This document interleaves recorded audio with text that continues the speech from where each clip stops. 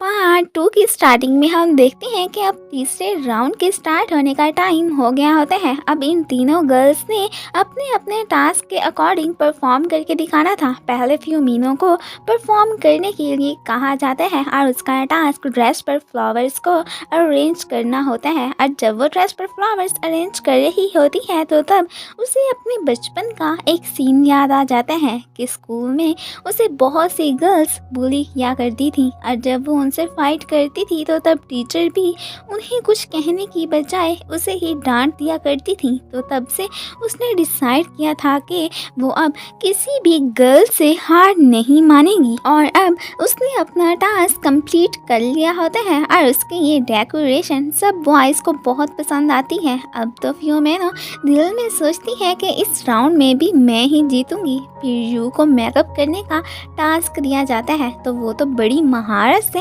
अपना मेकअप करना स्टार्ट कर देती है और इसी दौरान वो मूगी और फ्यूमिनो को अपने पास बुलाती है और उन्हें खुद को कवर करने के लिए कहती है। और जब वो दोनों उसे कवर करती हैं तो तब थोड़ी देर के बाद वो अमेजिंग लुक के साथ यहाँ से बाहर निकलती है। सारे बॉयज़ तो उसकी इस ब्यूटीफुल लुक से काफ़ी इम्प्रेस होते हैं। सबसे ज़्यादा तो मीनाई खुश नज़र आ रहा होता है। अब नेक्स्ट एंड लास्ट राउंड के लिए मूगी का नेम अनाउंस किया जाता है। उसका टास्क डांस करके दिखाना था और वो तो स्टेज पर जाकर बहुत अच्छा डांस करके दिखाती है और उसकी ये धमाकेदार परफॉर्मेंस सबको बहुत अच्छी लगती है। एंड फाइनली ये राउंड हमारी मूगी विन करती है तो इस बात से फ्यूमेनो काफ़ी चिढ़ती है। खैर फिर जब इस कंपटीशन का विनर अनाउंस करने की बारी आती है तो तब तो उन तीनों को ही विनर बना दिया जाता है क्योंकि तीनों ने ही हर एक राउंड जीता था और ये तीनों फिर इस बात से बहुत खुश होती हैं। फिर यहाँ पर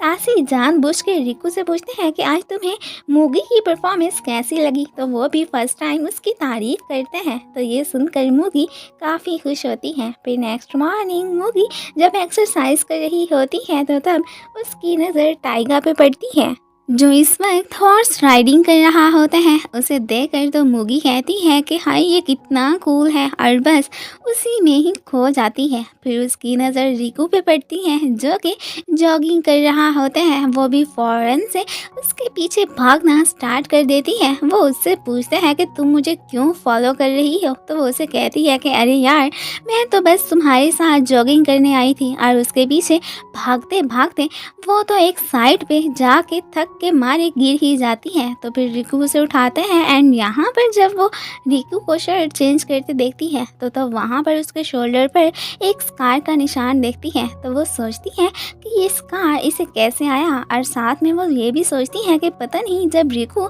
मेरे साथ होता है तो तब मैं अनईजी क्यों फील करती हूँ। मीन उसके दिल में रिकू के लिए फीलिंग्स डिवेलप होना स्टार्ट हो गई थी। अभी फ़िलहाल वो भी इस बात से बेखबर ही होती है। फिर जब वो लोग मिलकर खाना खा रहे होते हैं तो तब फिर से एक अनाउंसमेंट की जाती है कि अब नेक्स्ट डे सब लोग माउंटेन साइड पे जाएंगे। अब ये लोग वहाँ पर जाकर बाकी का शो करने वाले थे। उस प्लेस पर जाने का सुनकर तो यू और मूगी तो खुशी के मारे डांस ही करने लगती हैं और इन्हें इतना खुश देखकर बाकी सब भी स्माइल करने लगते हैं। और फिर हम देखते हैं कि कोइंसिडेंटली एक प्लेस पर यूकी और मिनाई की मुलाकात हो जाती है। वो दोनों फिर रेस्टोरेंट जाते हैं और यहाँ पर बातों ही बातों में यू उसे बताती है कि मुझे स्टोरीज पढ़ना बहुत पसंद है। तो यहाँ पर मिनाई उसे बताते हैं कि सेम मुझे भी स्टोरीज पढ़ना बहुत पसंद है। तो इस बात पर वो काफ़ी खुश होती है कि उनकी हैबिट्स कितनी मिलती जुलती हैं। और फिर यहाँ पर मिनाई उसे बताते हैं कि मैं भी स्टोरीज लिखता हूँ और साथ में वो उसे अपनी लिखी हुई कुछ स्टोरीज दिखाता भी है। ये देखकर तो यू काफ़ी खुश होती है और मिनाई भी सोचते हैं कि चलो किसी को तो मेरी स्टोरीज अच्छी लगी। फिर बाद में ये लोग जब दूसरी प्लेस पर जाने लगते हैं तो तब रास्ते में यू की तरफ बहुत सी लड़कियाँ इकट्ठी हो जाती हैं। असल में उन्हें उस शो में इसका मेकअप बहुत पसंद आया था। अब तो ये देखकर फोमिनो के जेलसी के मारे बुरा हाल हो जाता है और वो तो फिर से गरीब लोगों को लेकर उल्टी सीधी बातें करने लगती है। तो मूगी उसे कहती है कि तुम्हारा दिमाग तो सही है, ये कैसी बातें कर रही हो। एंड तभी दो लड़कियां उनकी वीडियो बना लेती हैं और ये वीडियो सोशल मीडिया पर डाल देती हैं और साथ में फ्यूमिनो को बुरा भला भी कहने लगती हैं कि ये कितनी अजीब लड़की है। इधर गाड़ी में जब जू और मूगी बातों में मगन बैठी होती हैं तो तब फ्यूमिनो सोशल मीडिया पर देखती हैं कि उसकी वीडियो किसी ने सोशल मीडिया पर डाल दी है। तो अब हर कोई उसे क्रिटिसाइज कर रहा है, तो वो इस बात से काफ़ी सैड हो जाती है। फिर हम देखते हैं कि वो लोग अपने मेन पॉइंट पर पहुंच आए होते हैं और यहाँ पर किसी बात पर मूगी की और रिकू की अच्छी खासी बहस हो जाती है और सब लोग उन्हें हैरानगी के साथ देखने लगते हैं कि ये क्या बच्चों की तरह फाइट कर रहे हैं। और फिर फ्यूमिनो की वीडियो इस शो करवाने वाले पर्सन के पास भी पहुंच जाती है, तो तब वो बहुत परेशान होते हैं कि अब उसकी इमेज काफ़ी ख़राब हो गई है। और यहाँ पर टासी और रिकू को भी इस बारे में पता चल जाता है। टासी फ्यूमिनो के लिए काफ़ी परेशान होता है। रात को मीना यू से मिलता है और उसे अपनी स्टोरीज पढ़ने के लिए देता है, तो वो इस बात से काफ़ी खुश हो जाती है। और जब यू वहाँ से जा रही होती है तो तब रिकू उसे देख लेता है और तब तो वो मीनाई को छेड़ने लगता है कि ये क्या चक्कर है। तो वो उसे कहता है कि अरे नहीं यार, ऐसी कोई बात नहीं है जो तुम समझ रहे हो।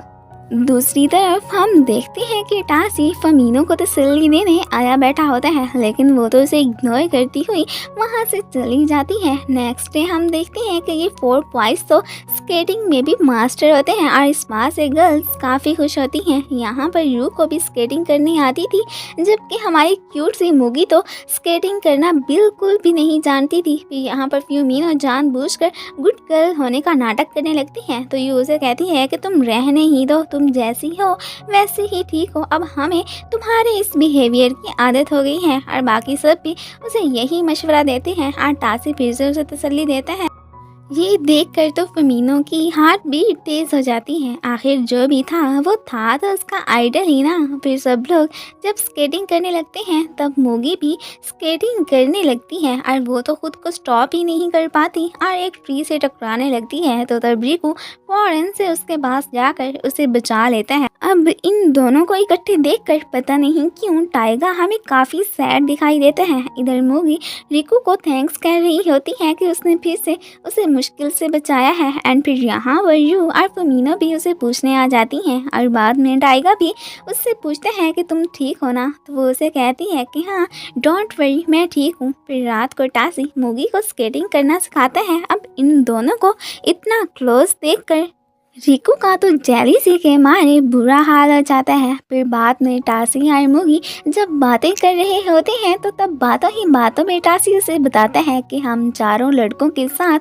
हमारी एक साथी लड़की भी है जिसका नाम टासू बाकी है और इसका अभी किसी को भी पता नहीं था। अभी वो दोनों यही बातें कर ही रहे होते हैं कि बाकी सब भी यहाँ पर आ जाते हैं। और फ्यूमिनो तो जब टासी के पास मूगी को बैठा देखती है तो जेलीसी के मारे वो तो दिल में उसे खूब बुरा भला कहने लगती है। फिर एक पर्सन आकर यू को बताता है कि तुम्हारी मॉम का एक्सीडेंट हो गया है। तो ये सुनकर वो बहुत परेशान हो जाती है और फिर रिकू उसे घर जाने के लिए कहता है और फिर मीनाए उसे ट्रेन तक ड्रॉप करने आता है। और उसके जाने के बाद मूगी उसे बहुत मिस करती है और फिर कुछ दिनों के बाद यू वापस आ ही जाती है और वो उन लोगों को बताती है कि अब मेरी मॉम की तबीयत काफ़ी अच्छी है। फिर यहाँ पर मूगी तो उसे देखकर खुशी के मारे उसे हग ही कर लेती है। नेक्स्ट डे मूगी स्केटिंग करती है तो अब उसे कुछ ना कुछ स्केटिंग करना आ गई थी। ये देखकर वो बहुत खुश होती है और टासी को